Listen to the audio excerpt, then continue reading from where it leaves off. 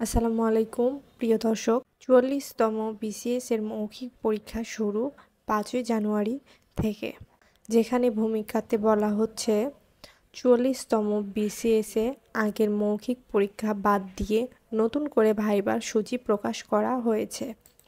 প্রার্থীদের মৌখিক পরীক্ষা ৫ই জানুয়ারি থেকে শুরু হবে।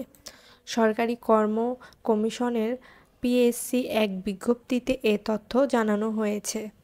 বিজ্ঞপ্তিতে বলা হয়েছে, ৪০তম বিসিএসের লিখিত পরীক্ষায় সাময়িকভাবে উত্তীর্ণ প্রার্থীদের মধ্যে সাধারণ এবং কারিগরি পেশাগত উভয় ক্যাডারের পদগুলোর জন্য মোট ৫,৮৬২ প্রার্থীর মধ্যে ১,৮৯০ জনের মৌখিক পরীক্ষার আগামী ৫ই জানুয়ারি থেকে শুরু হবে।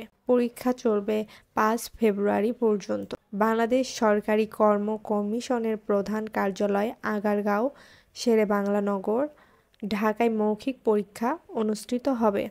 প্রতিদিন ১০৫ প্রার্থীর পরীক্ষা নেওয়া হবে। বাকি প্রার্থীদের মৌখিক পরীক্ষার তারিখ ও সময়সূচি পরিবর্তনের সময় জানানো হবে। ৪০তম বিসিএসের লিখিত পরীক্ষায় উত্তীর্ণ ১১,৭৩২ প্রার্থীর মধ্যে ৩,৯৩০ জনের মৌখিক পরীক্ষা নেওয়া হয়েছিল।